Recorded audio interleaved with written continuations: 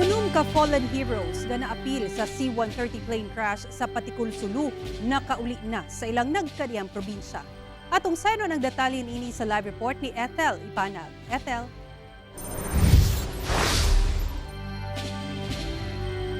Sara, una sila gihatod sa tagsa-tagsa nila kalugar sa Northern Mindanao. Gihatagan una sila og full military send-off sa 4th Infantry Division sa Camp Evangelista sa Cagayan de Oro City.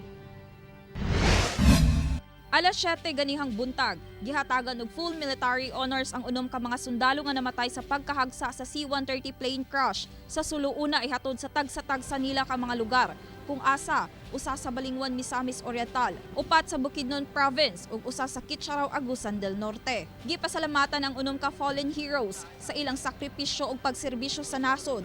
Pag-abot sa ilang tagsa-tagsa kagigikanan, adunay squad sa kasundaluan nga motagbo kanila ug tagaan og 21 gun salute ayha ilubong.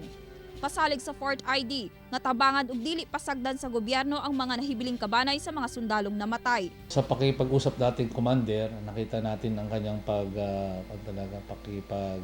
simpatya, no? Yung simpatya niya sa family at kinausap niya ito ng masinsinan, assuring them na tutulungan para sa claims and benefits na makukuha, and of course yung assistance na command.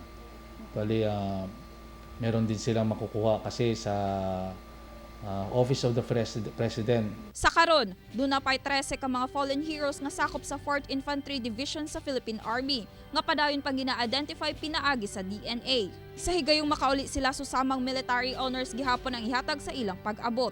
Sa pagkakalam natin through DNA at tayo sa Fort ID, we provided dental records, no?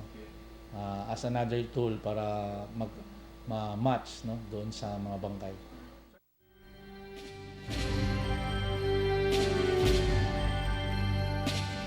Sara, sa kasamtangan wala pa'y definite date sa transportasyon sa mga nahibiling 13 ka mga sundalong namatay na sakop sa 4th Infantry Division. Sanglit padayon pang pag-identify kanila. Sara.